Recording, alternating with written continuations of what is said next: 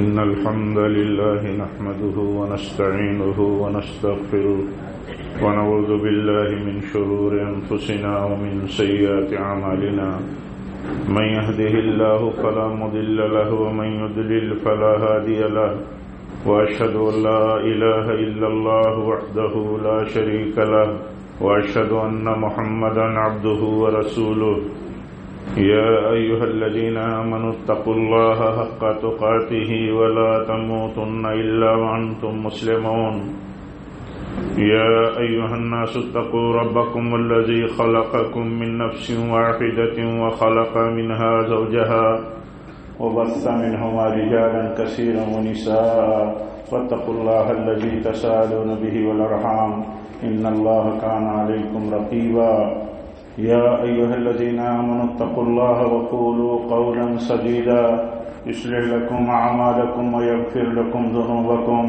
ومن يطع الله ورسوله فقد فاز فوزا عظيما أما بعد فإن خير الحديث كتاب الله وخير الهدي هدي محمد صلى الله عليه وسلم وشر الأمور محدثاتها وكل محدثة بدعة وكل بدعة ضلالة وكل ضلالة في النار. أعوذ بالله من الشيطان الرجيم. يا أيها الذين آمنوا كتب عليكم الصيام كما كتب على الذين من قبلكم لعلكم تتقون. دینی بھائیوں، بزرگوں، عزیز نوجوانوں، اسلامی ماں اور بہنوں، اللہ تعالی نے جو مقصد بیان فرمایا ہے، صوم کا جو مقصد بیان فرمایا ہے، اس نے وہ ہے تقوی کا حصول، تقوی کی صلاحیت پیدا کرنا، اللہ تعالیٰ کی اطاعت و فرما برداری کی صلاحیت پیدا کرنا، یہی مقصد ہے. اس پر جب ہم اس پہلو سے غور کرتے ہیں کہ صوم جو ہے، یہ روزہ جو ہے، رمضان کے ایک مہینے کا یہ روزہ جو ہے، یہ اسلام کا ایک رکن ہے.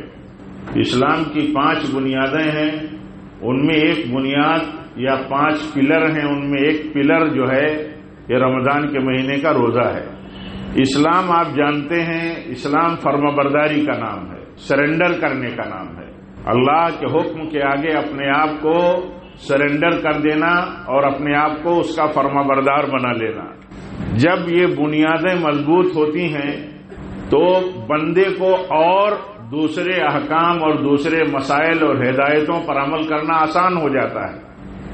جیسے ہم اللہ کے حکم سے کھانا چھوڑ دیتے ہیں، پانی چھوڑ دیتے ہیں، جائز اپنے شہوانی تقاضوں کو چھوڑ دیتے ہیں اور اس طرح پابندی کرتے ہیں روزے کی حالت میں رمضان کے مہینے کی، جیسی پابندی اللہ تعالیٰ کو مطلوب ہے، سنت میں جس کی تعلیم دی گئی ہے، تو اس پابندی سے اتنی فرما برداری کی سوچ بن جاتی ہے، اتنا فرما برداری کا ذہن بن جاتا ہے کہ کہیں اور اللہ تعالیٰ کے حکم کی فرما برداری آسان ہو جاتی ہے. کوئی اور مسئلہ ہو تو آسان ہوگا. یہاں جب ہم مضبوط ہوں گے، جیسے عمارت پلر سے مضبوط ہوتی ہے، بنیادوں سے مضبوط ہوتی ہے، بنیادیں صحیح ہیں، پلر صحیح ہیں تو عمارت درست ہے. ایسے ہی جب بنیاد مضبوط ہوگی اسلام کی تو پوری اسلامی زندگی میں اللہ تعالیٰ کی فرما برداری آسان ہوگی. آپ سوچئے، ایک آدمی کہیں سگریٹ نوشی میں مبتلا ہے، سگریٹ نوشی بھی وہ چھوڑتا ہے اس روزے کی محبت میں اللہ تعالیٰ کی فرما برداری کرتے ہوئے. لیکن اگر اس کا وہی ذہن بن جائے کہ یہ سگریٹ نوشی ہر وقت ہمارے لیے بری ہے، ہر وقت ہمارے لیے خبیث ہے، ہر گھڑی ہمارے لیے ناجائز ہے، تو جس اللہ کی فرما برداری کرتے ہوئے ہم رمضان کے مہینے میں کھانا پانی حلال اور طیبات کو ہم چھوڑتے ہیں، تو اس خبیث چیز کو ہم کیوں نہیں چھوڑ سکتے؟ یہ ذہن بناتا ہے، یہ روزہ ذہن بناتا ہے. یہ دن بھر کی 14 گھنٹوں کی اللہ تعالیٰ کی فرما برداری میں روزہ رکھنا، بھوک پیاس اور اسی طرح گناہوں سے بچ کر کے یہ ذہن بناتا ہے کہ اللہ تعالیٰ کی فرما برداری کی صلاحیت بندے کے اندر موجود ہے اور بندہ فرما بردار ثابت کرتا ہے تو جہاں جہاں زندگی کے دوسرے مرحلے اور میدان اور موڑ پر بندے سے فرما برداری کا تقاضا ہو تو اسی صلاحیت اور سوچ سے وہاں وہ فرما برداری کر لے. یہ ہے رکن کا مطلب. رکن کا مطلب یہی ہے. دیکھیے حج رکن ہے اسلام کا. حج رکن ہے اسلام کا. حج کا ایک حصہ ہے کعبہ کا طواف, صفا و مروہ کے درمیان کی سعی. آپ سوچئے کہ کعبہ کا طواف کرتا رہتا ہے بندہ, گھومتا ہے, اللہ کے گھر کو گھومتا ہے, طواف کرتا ہے, سعی کرتا ہے صفا و مروہ کے بیچ میں. کبھی نارمل چلتا ہے, چھوٹے سے ایریے میں تھوڑا سا دوڑ کے چلتا ہے. یہ اللہ تعالیٰ یہ فرما برداری کیوں کرواتا ہے؟ وہ اس لیے کراتا ہے کہ اللہ کے حکم سے یہ دوڑ جو ہے, یہ اللہ کے حکم سے جو دوڑ ہے اور یہ اللہ کے حکم سے جو طواف ہے اس کے گھر کا, یہ ذہن بناتا ہے کہ اللہ تعالیٰ جب کہتا ہے تو بندہ نارمل طواف کرتا ہے, کہیں کچھ چکر دوڑ کر کے طواف کرتا ہے, صحیح نارمل کرتا ہے, کہیں تھوڑا سا ایریا دوڑ کے کرتا ہے. ان سب چیزوں کے پیچھے مومن بندے کا ذہن بنایا جاتا ہے کہ جہاں اللہ تعالیٰ کہے گا وہاں بندہ دوڑے گا, جہاں اللہ تعالیٰ کہے گا وہاں بندہ نارمل چلے گا. یہ ذہن ہے در حقیقت. جب ہم یہ جانتے ہیں کہ اسلام کی 5 بنیادوں میں ایک بنیاد رمضان کے مہینے کا روزہ ہے اور روزے میں اللہ کا فضل ہے. دیکھیے فضل اس کا عام ہے. کتنے ایسے لوگ ہیں جو 11 مہینوں تک کثرت کے ساتھ اللہ تعالیٰ کی نافرمانیاں کرتے ہیں. اللہ تعالیٰ انہیں بھی ہمیں بھی اللہ کا فرما بردار, ہمیشہ فرما بردار بنائے رکھے. لیکن دیکھیں گے رمضان میں وہ کتنے شوق, کتنے لگن, کتنے والہانہ انداز میں اللہ تعالیٰ کے حکم کی پابندی کرتے ہیں. بہت والہانہ انداز میں بڑی محبت سے روزے کی حفاظت کرتے ہیں. اور وہ کس لیے کرتے ہیں؟ اللہ تعالیٰ وہی سمجھانا چاہتا ہے میرے بندے اس لیے کرتے ہیں کہ اس وقت وہ میری فرما برداری پر کھڑے ہوتے ہیں. تو اللہ تعالیٰ چاہتا ہے اس کی فرما برداری 1 مہینے ہی کے لیے نہیں, ہمیشہ کے لیے ہو. اور اتنا پاور ان کے اندر رمضان کے مہینے میں جنریٹ ہو جائے, اتنی صلاحیت جمع ہو جائے, اتنی سوچ مضبوط ہو جائے کہ جب جب اللہ تعالیٰ کے حکم کی فرما برداری کا مسئلہ ہو یہ صلاحیت اسے کھڑا کر دے اور اسے آمادہ کرے. یہ چیز ہے میرے بھائیوں, یہی مقصد ہے. اس مقصد کو پانا ضروری ہے اس سوچ کے ساتھ کہ ہم اللہ کے حکم کی فرما برداری کرتے ہیں. ہم اللہ کے حکم کی فرما برداری کرتے ہیں تو کیا وجہ ہے کہ اللہ تعالیٰ کے حکم کی فرما برداری ہم دوسرے موقعوں پر, دوسرے ساعت میں, دوسری گھڑیوں میں, دوسرے دنوں میں کیوں نہیں کر سکتے؟ کیوں نہیں کریں گے؟ نبی صلی اللہ علیہ وسلم ہمیشہ اپنے خطبے میں پڑھتے تھے یا ایھا الذین آمنوا اتقوا اللہ حق تقاتہ ولا تموتن الا وانتم مسلمون. تقوی کی زندگی جیو, تقوی کی زندگی جیو تاکہ جب بھی تمہاری موت ہو اللہ تعالی ہم ایمان والوں کو, مردوں اور عورتوں کو, علماء ہوں, عوام ہوں, طلبہ ہوں, امیر غریب ہوں, بوڑھے ہوں, جوان ہوں, سب کو اللہ وصیت کرتا ہے جو ایمان والے ہیں کہ تقوی کی زندگی جئیں تاکہ جب بھی موت ہو تو فرما برداری پر ہو, اسلام پر ہو. اسلام فرما برداری کا نام ہے. فرما برداری, رمضان کی فرما برداری یہ مسلسل فرما برداری کی ٹریننگ ہے. یہ مسلسل اللہ تعالیٰ کی فرما برداری کی ٹریننگ کا ایک کورس ہے. یہ کورس اللہ تعالیٰ ایک طرح سے اللہ تعالیٰ یہ ٹریننگ اور یہ کورس اس لیے اور یہ پیریڈ پورا ایک پیریڈ اس لیے اللہ تعالیٰ نے دیا کہ ذہن مضبوط ہو جائے. آپ بتائیے اگر ایک ہمارا بھائی نوجوان, بوڑھا کوئی بھی ہو, بوڑھے بھی بہت شوقین ہوتے ہیں, دیکھا گیا کہ داڑھی والے بھی, اللہ تعالیٰ نے اس داڑھی کو اسلام کا شعار بنایا ہے. نبی صلی اللہ علیہ وسلم کی سنت اور آپ کے سینے پر پھیلی ہوئی داڑھی یہ آپ کی پہچان تھی. لیکن دیکھا جاتا ہے کہ ہمارے بھائی داڑھی رکھتے ہوئے بھی سگریٹ نوشی کرتے ہیں.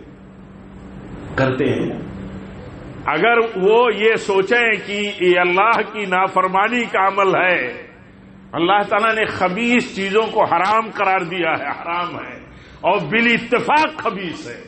ایسا نہیں کہ کچھ لوگ اس کی تائید میں ہیں. دنیا کا ہر طبقہ اس کو برا مانتا ہے, ہر طبقہ اس کو برا مانتا ہے.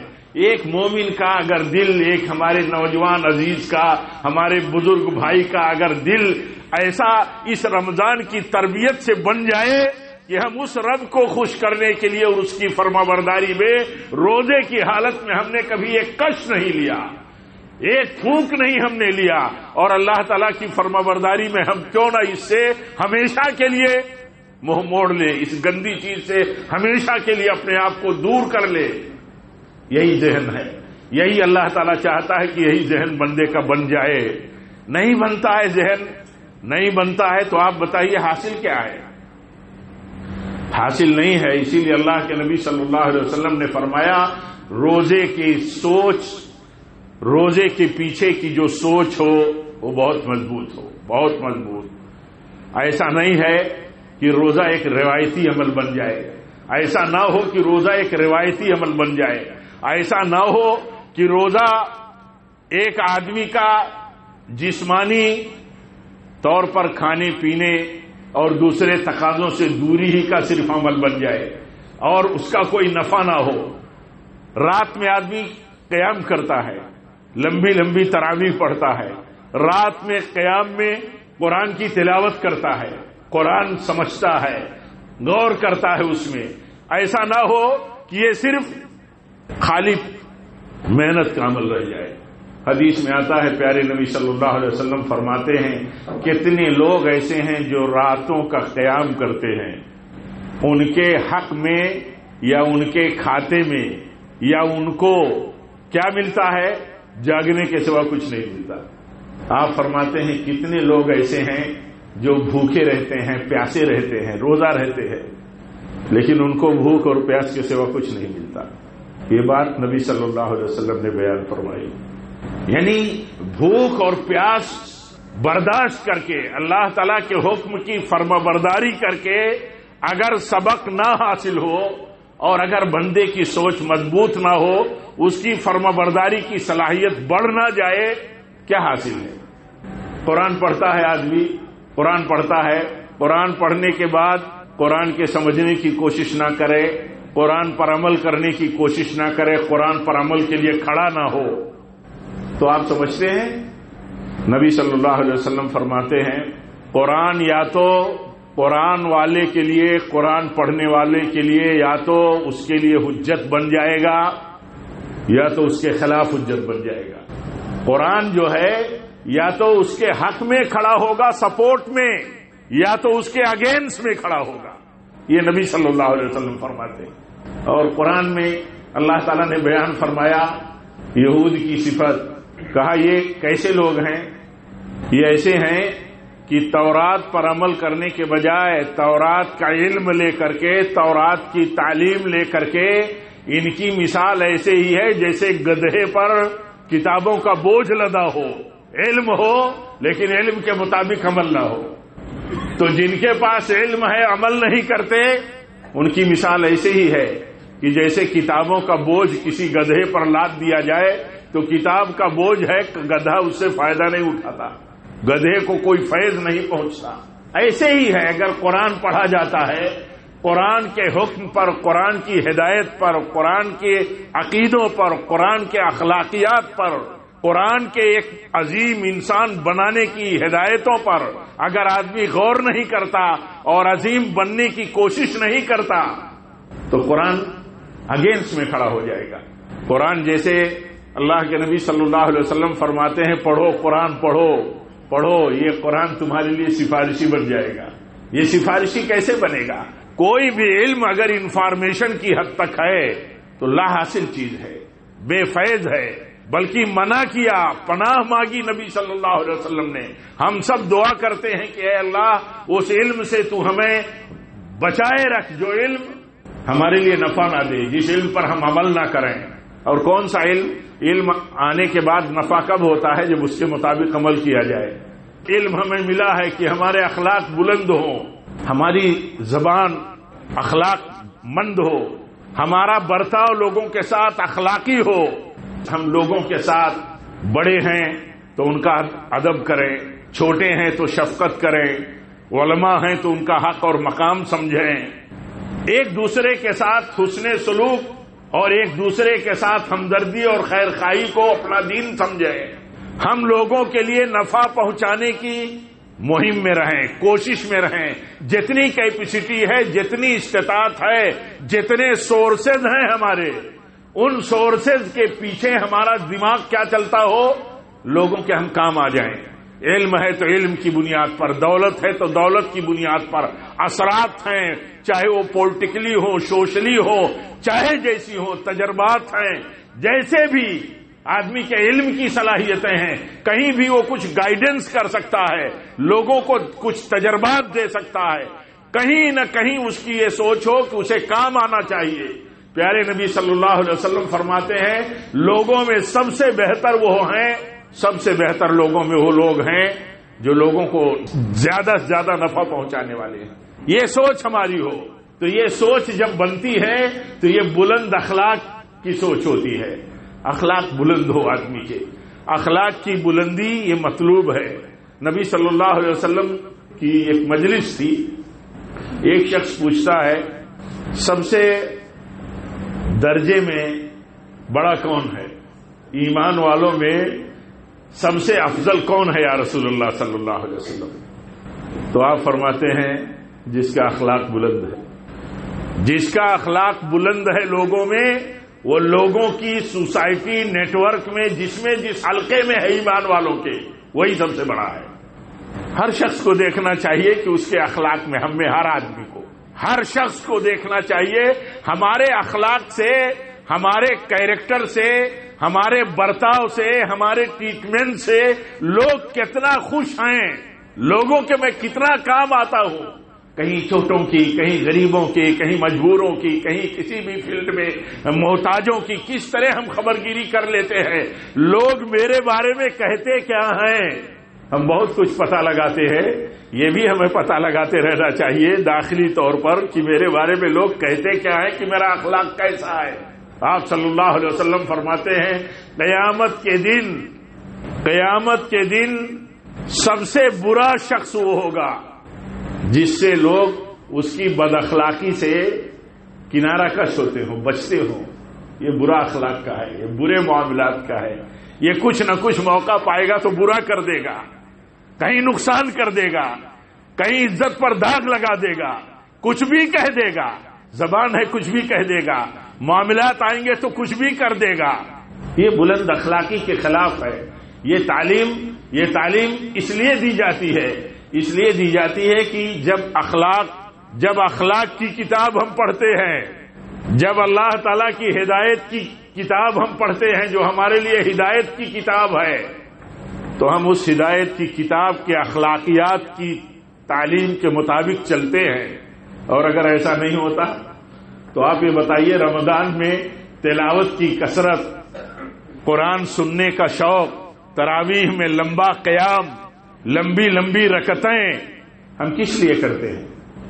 یہ ٹریننگ کا عمل، کوئی مشقت کا عمل مطلوب نہیں ہے اللہ تعالیٰ کو مطلوب یہ ہے کہ اس سے فیض آدمی کو پہنچے، اور اس سے جب فیض حاصل کر لے آدمی تو اس کے ذریعے فیض عام ہو جائے. ایک بات پر اگر آپ غور کریں تو ایک پہلو مستقل مضمون ہے. قرآن نبی صلی اللہ علیہ وسلم پر اترا. آپ کے اخلاق کیسے تھے جب پوچھا جاتا تھا یا جب پوچھا گیا تو کہا گیا، بتایا گیا کہ قرآن پڑھو. قرآن میں جو اخلاقی تعلیمات ہیں اللہ کے نبی صلی اللہ علیہ وسلم کا وہی اخلاق تھا نبی صلی اللہ علیہ وسلم کا. قرآن پڑھ کر کے اگر قرآن کا اخلاق مسلمان نہ حاصل کرے، نہ لے تو کوئی کثرت تلاوت یا کثرت سماعت یا بڑا تعلق قرآن کا، آخر اس کا مقصد کیا ہوا؟ حضرت عبداللہ بن مسعود رضی اللہ عنہ بیان کرتے ہیں، کہتے ہیں کہ صحابہ کا طریقہ یہ تھا کہ 10 آیتیں لیتے تھے، ان کو پڑھتے تھے، سمجھتے تھے، پھر عمل کرتے تھے، پھر آگے بڑھتے تھے. زیادہ پڑھنے کا شوق، زیادہ قرآن سے نیکی کا شوق، اس میں کوئی کلام نہیں ہے. قرآن کی تلاوت، قرآن کا پڑھنا یہ باعث اجر ہے، ہر حال میں اجر ہے. لیکن مقصد ہے کہ قرآن کو پڑھو تو سمجھو اور سمجھ لو تو عمل کرو، یہ مقصد ہے۔ برکت کی کتاب ہے، ایک ایک حرف میں نیکی اور برکت ہے، لیکن مقصد کیا ہے؟ مقصد یہ ہے کہ قرآن پڑھا جائے تو اس پر عمل کیا جائے۔ حضرت عمر ابن خطاب رضی اللہ تعالیٰ عنہ کی بات، ان کی عادت بیان کی جاتی تھی کہ جب بھی انہیں کسی موقع پر قرآن پڑھ کر کے اگر کہا گیا کہ قرآن یہ کہتا ہے، اے امیر المومنین، اتنا جری انسان اور اتنا پاورفل انسان، اتنا روب و دبدبے کا انسان، اتنا جلال والا انسان، کان وقافا عند کتاب اللہ، قرآن کسی نے پڑھ دیا، قرآن کی تعلیم کے ہٹ کر کے کوئی ذہن تھا یا کہیں غصہ تھا، قرآن پڑھ دیا گیا تو غصہ فوراً بیان کیا جاتا ہے کہ قرآن پڑھ دیا تو فوراً سرنڈر کر دیا۔ قرآن کہتا ہے غصہ مت ہو، فوراً غصہ۔ نادان لوگ ہیں، کیا نادانوں سے بحث؟ فوراً۔ ہر شخص کو نصیحت کی ضرورت ہے، ہر مومن نصیحت کا محتاج ہے۔ اگر وہ اتنے بلند ہو کر کے، عبقری انسان ہو کر کے، جن کی رائوں کی تائید میں قرآن اترتا تھا، ان کو ضرورت تھی، تو ہم آپ کتنے محتاج ہو سکتے ہیں؟ ہم میں چھوٹے بڑے کتنے محتاج ہو سکتے ہیں؟ تو یہ قرآن عرض یہ کر رہا تھا کہ رمضان کے مہینے میں یہ جو عمل ہے، یہ عمل ہمارا مقصد تک ہمیں لے جائے، مقصد ہم ان اعمال کے ذریعے حاصل کر سکیں۔ اگر ان اعمال کے ذریعے ہم مقصد نہیں حاصل کر سکتے یا نہیں کر پاتے ہیں تو خطرہ ہے، ڈرنا چاہیے۔ جیسے اللہ کے نبی صلی اللہ علیہ وسلم نے بیان فرمایا، رمضان جسے ملا اور اس نے اپنی بخشش نہیں کرا لی تو محروم ہے وہ۔ اللہ تعالیٰ نے دیا ہی ہے، یہ اپنے بندوں کو جانتا ہے ہم کتنے کمزور ہیں، جانتا ہے کہ ہم کتنی بخشش کے محتاج ہیں اپنے رب کی، ہم جانتے ہیں۔ ہمارا رب ہم سے زیادہ ہمارے حالات کو جانتا ہے، ہماری حالت ہمارا رب زیادہ جانتا ہے ہم سے۔ ہمارے رب کو معلوم ہے کہ بندہ کتنا کمزور ہے، اس کو بار بار موقع دو، اس کو بار بار معاف کرو، اس کی بار بار مغفرت کرو۔ اسے بھی احساس ہو کہ یہ سال میں ایک بار موقع اللہ تعالیٰ دیتا ہے، لاتا رہتا ہے کہ ہمیں بخش دے، تو ہم اس کی بخشش اور اس کی مہربانی کو اپنی نظروں کے سامنے رکھ کر کے اس کے فرمانبردار بنے رہے۔ کہیں ایک آدمی ہماری کسی غلطی کو اگر معاف کر دیتا ہے تو ہم کتنے احسان مند ہوتے ہیں، بہت احسان مند ہوتے ہیں۔ ہم زندگی میں بہت احسان مند ہوتے ہیں اس شخص کے جو کہیں ہماری کسی غلطی اور چوک کو جان کر کے معاف کر دیتا ہے۔ ہمارا رب شب و روز معاف کرتا ہے ہمیں، شب و روز، اور سال میں ایک بار یہ مبارک مہینہ لوٹاتا ہے تاکہ بخش دوں میں اپنے بندے کو۔ کس بندے کو؟ جو اس مبارک مہینے میں اپنی بخشش کا متلاشی ہے، رغبت رکھتا ہے، لالچ رکھتا ہے، اس مہینے کے نیک کاموں میں وہ لگا ہے۔ بہت سارے نیک کام ہیں۔ روزے میں پورے مہینے کا روزہ رکھنا ہے، تراویحیں پڑھنی ہیں، کثرت کے ساتھ صدقات کرنے ہیں۔ جو لوگ زکوٰۃ رمضان کے مہینے میں نکالتے ہیں، زکوٰۃ نکالنے ہیں۔ صدقات اور خیرات کرنے کے سلسلے میں دیکھیے نبی صلی اللہ علیہ وسلم کی ایک ایک سنت کا جو حریص ہے، الحمدللہ اس میں کوئی شبہ نہیں کہ روئے زمین پر سلفی اور اہل الحدیث سب سے زیادہ نبی کی سنتوں کے حریص ہیں، سب سے زیادہ۔ اور اس امت میں امام ہیں امام شافعی رحمت اللہ علیہ، ان کو امام اہل ناصر السنہ کہا جاتا ہے۔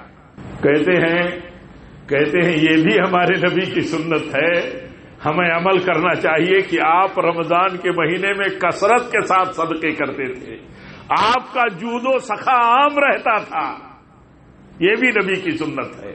یعنی رمضان میں ایک آدمی جب اپنے ہاتھوں پر اللہ تعالیٰ کے دیے ہوئے حیثیت کے مطابق خرچ کرتا ہے، چاہے 1 روپیہ خرچ کرے چاہے 1 لاکھ خرچ کرے، اللہ کے دیے ہوئے مال کو دوسرے دنوں کے مقابل میں رمضان میں زیادہ خرچ کرتا ہے، تو امام شافعی رحمۃ اللہ علیہ فرماتے ہیں اس کا ذہن یہ ہونا چاہیے کہ یہ اس کے نبی کی سنت ہے۔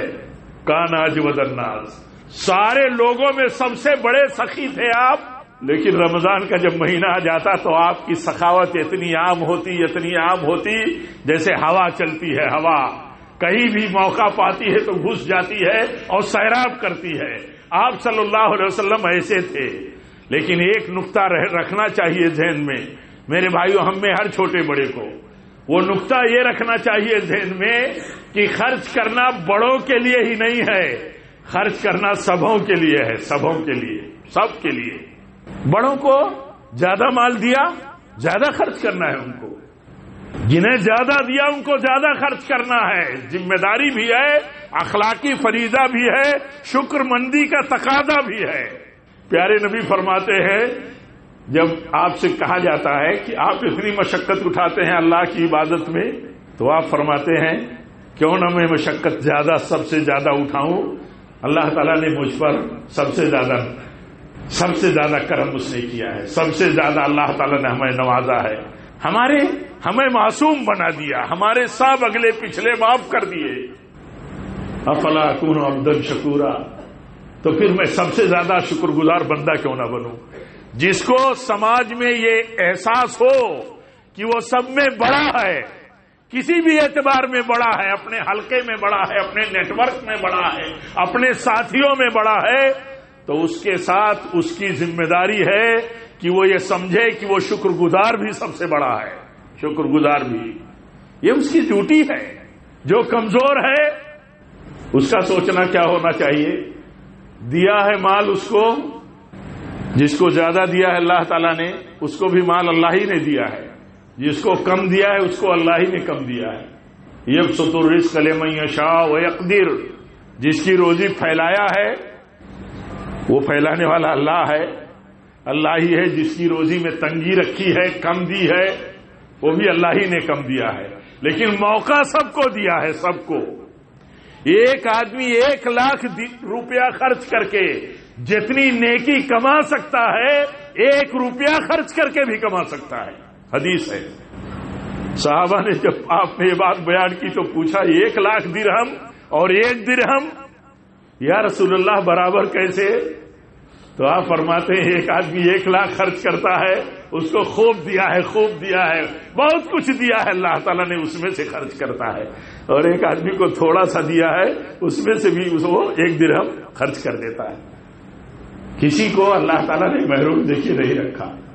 خرچ کرنے کا کنسپٹ جو ہے رمضان کے مہینے میں یہ ہونا چاہیے، جیسا کہ امام شافعی رحمۃ اللہ علیہ بیان کرتے ہیں کہ خرچ کرنے کا کنسپٹ ایک مسلمان کا رمضان کے مہینے میں اس کی حیثیت کے مطابق کس نقطۂ نظر کا ہونا چاہیے؟ ہمارے نبی صلی اللہ علیہ وسلم کثرت کے ساتھ خرچ کرتے تھے۔ آپ کتنے مال والے تھے، لیکن آپ کا کثرت صدقہ، زیادہ سے زیادہ خرچ کرنا، آپ کی جود و سخا، کثرت کے ساتھ رمضان میں رہنا، یہ آپ کے امتیوں کے لیے سبق ہے کہ خرچ کریں۔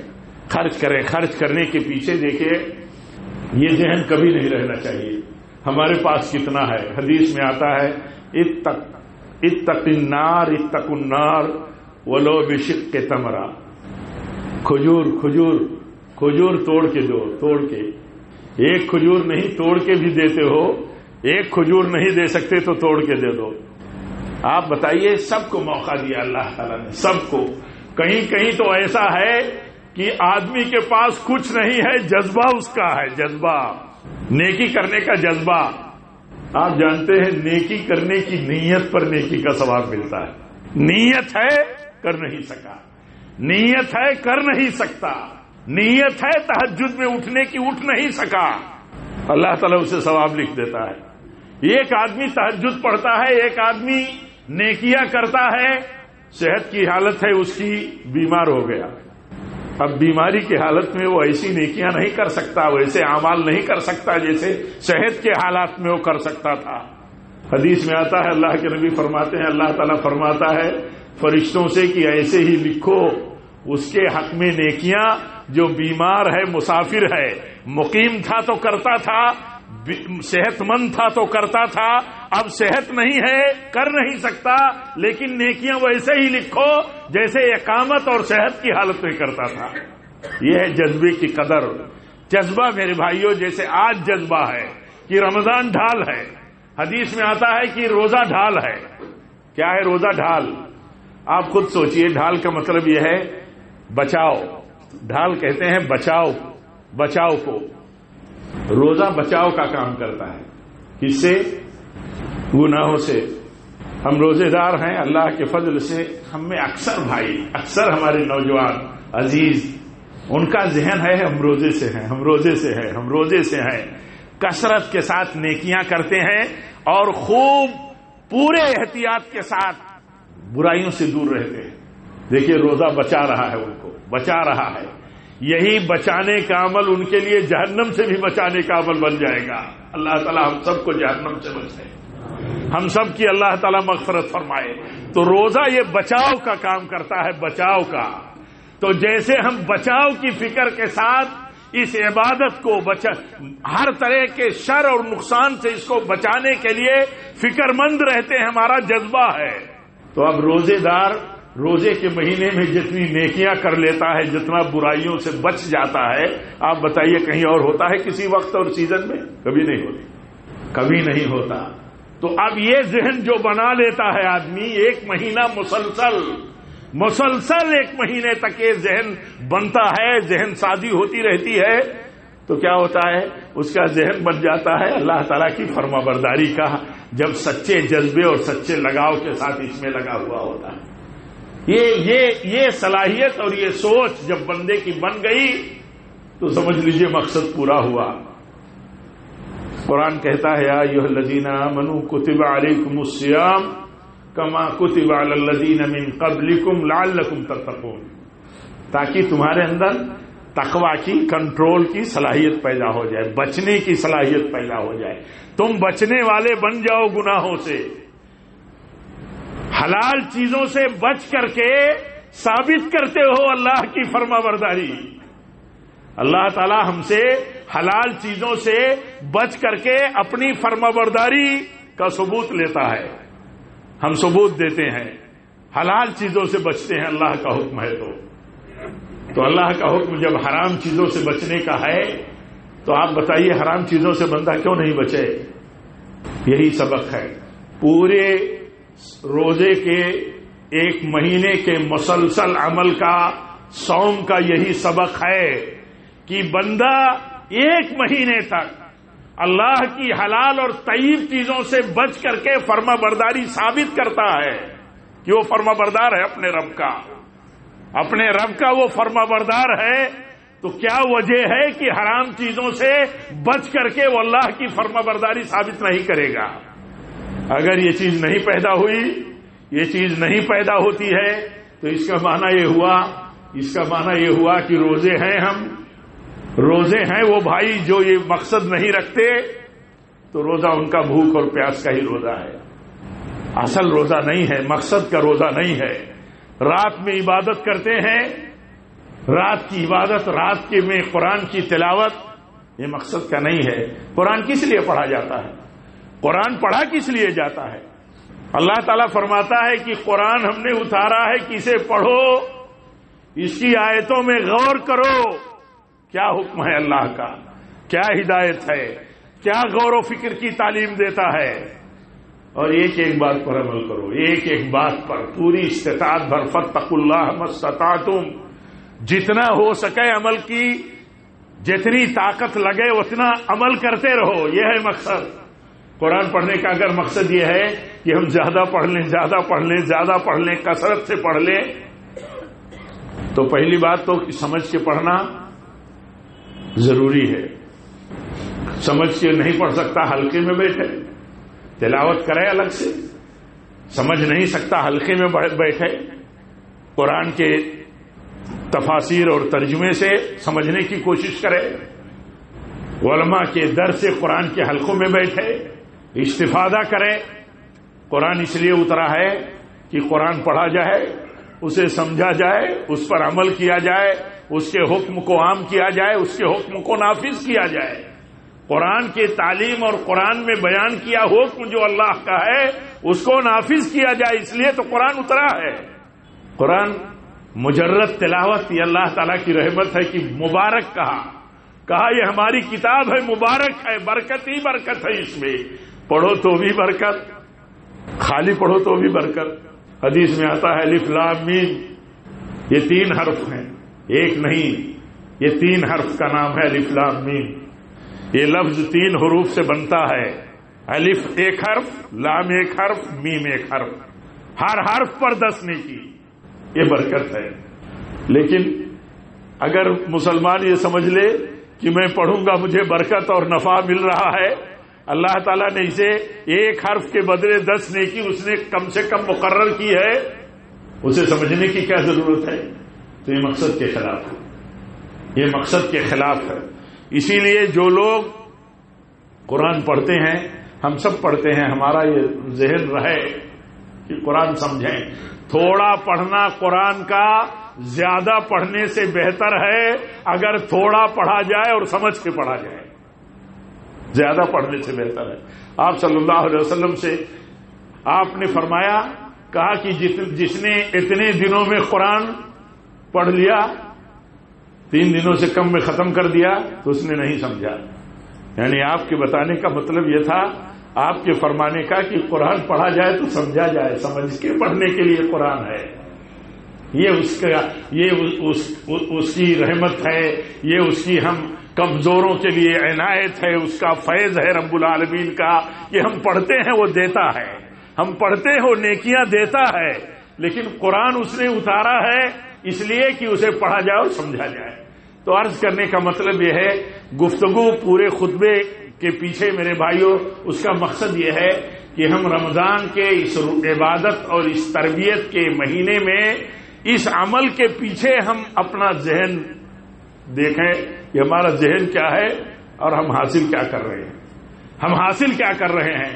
اگر ہم حاصل یہ کر رہے ہیں کہ اللہ کے حکم سے ہی یہ فرما برداری ہے، 14 گھنٹے تک شدت کی گرمی میں کاموں کے ساتھ کتنے اللہ کے بندے ہیں جو پورے طور پر اللہ تعالیٰ کی فرما برداری کرتے ہیں، ہر پابندی کو برداشت کرتے ہیں، روزے کے لیے ہر پابندی کو۔ اللہ تعالیٰ اس پابندی کے ذریعے ہم اپنے بندوں پر، جو اللہ تعالیٰ ہم پر ہماری ماؤں سے زیادہ مہربان ہے، جو اللہ تعالیٰ ہم پر ہماری ماؤں سے زیادہ مہربان ہے، یہ پابندی اس نے کیوں رکھی؟ اس لیے کہ وہ چاہتا ہے کہ میرے بندے اس کے بدلے میں اس پابندی کے بڑا ٹارگیٹ حاصل کر لیں۔ بڑا ٹارگیٹ، ایک تو فوری ٹارگیٹ یہ ہے کہ اللہ بخشش کر دیتا ہے، اس کے بدلے میں بخش دیتا ہے۔ حدیث میں آتا ہے آپ ممبر پر چڑھے تو آپ نے تینوں زینوں پر چڑھتے چڑھتے آمین آپ نے فرمایا، اور آپ نے پھر بتایا، کہا کہ مجھے جبریل نے آ کے بتایا اور دعا کی۔ کیا دعا؟ کہ جسے رمضان کا مہینہ مل جائے اور وہ اپنے گناہوں کی بخشش نہ کر لے، وہ اللہ تعالیٰ کی رحمت سے دور ہے۔ تو میں نے آمین کہا، آمین نبی صلی اللہ علیہ وسلم فرما رہے ہیں۔ تو ایک تو فوری بدلہ ہے رمضان کا کہ اللہ تعالیٰ اس کے بدلے میں بخشش کرتا ہے، اور اصل ٹارگیٹ جو ہے وہ یہ ذہن بن جائے کہ ہم اللہ کے فرما بردار بندے ہیں۔ یہ ذہن بننا ضروری ہے، بنانا ضروری ہے۔ اور تقویٰ کا عمل میرے بھائیوں یہ کوئی سیزنل نہیں ہے، کوئی سیزن کا عمل نہیں ہے، یہ شب و روز کا عمل ہے، یہ ذہن ہمارا رہنا چاہیے۔ اور اس مبارک موقع پر ہمیں اللہ تعالیٰ کا اس اعتبار سے بھی آج شکر ادا کرنا چاہیے، خاص طور پر کہ 2 سالوں تک 2 رمضان بیت گئے کورونا کال میں، کووڈ-19 کی پرابلم اور اس کی وجہ سے ہدایتوں اور گائیڈنس یا پابندیوں کی وجہ سے یہ ماحول ہم نے دیکھا نہیں۔ یہ بھی اللہ کا فضل ہے کہ آج پابندیاں، ہدایتیں پرشاسنوں کی طرف سے اٹھی ہیں، اور ہم اس طرح اللہ تعالیٰ کے گھر میں جمع ہو کر کے اجتماعی طور پر اللہ تعالیٰ کی عبادت میں لگے ہوئے ہیں۔ اجتماعی طور پر روزہ ہے، جمعہ ہے، نمازیں ہیں، تراویح ہے، اس اعتبار سے بھی ہمیں اللہ کا شکر ادا کرنا چاہیے، دعا کرنا چاہیے کہ اس طرح کی وبا سے اللہ تعالی ہماری حفاظت فرمائے، ساری انسانیت کی حفاظت فرمائے، اور ہم سب دعا کریں اللہ تعالیٰ سے کہ اللہ تعالیٰ یہ مبارک مہینہ ہمارے لیے بخشش کا مہینہ بنا دے۔ یہ مبارک مہینہ جس مقصد کے تحت اے اللہ تعالیٰ تو نے اس مبارک مہینے کا روزہ فرض کیا ہے، اے اللہ اس مقصد کو ہمیں حاصل کرنے کی توفیق دے دے۔ اے اللہ ہم سب کو توفیق دے، سارے مردوں اور عورتوں کو توفیق دے کہ ہم سب حاصل کریں اس کا مقصد ہے تقوی کی صلاحیت حاصل کرنا، فرما برداری کا کنسپٹ حاصل کرنا، ہر وقت فرما برداری کا کنسپٹ ہمارا بنا رہے، یہ سوچ حاصل کرنا۔ اللہ تعالی ہم سب کو اس کی توفیق عطا فرمائے۔ رب العالمین ملک میں جو بدامنی کے حالات، کچھ طاقتیں، کچھ سوچ پیدا کر رہی ہیں، اے اللہ تعالیٰ تو ملک میں امن و امان کے حالات کو تو عام فرما، رواداری کے حالات کو تو عام فرما۔ ہمیں جتنا تانا دیا جاتا ہے، جتنا مسلمانوں کو بدنام کیا جاتا ہے، جتنا مسلمانوں کے خلاف پروپیگنڈے ہیں، اے اللہ تعالیٰ یقیناً اس میں ہمارا قصور بہت ہے، ہماری غلطیاں بہت ہیں۔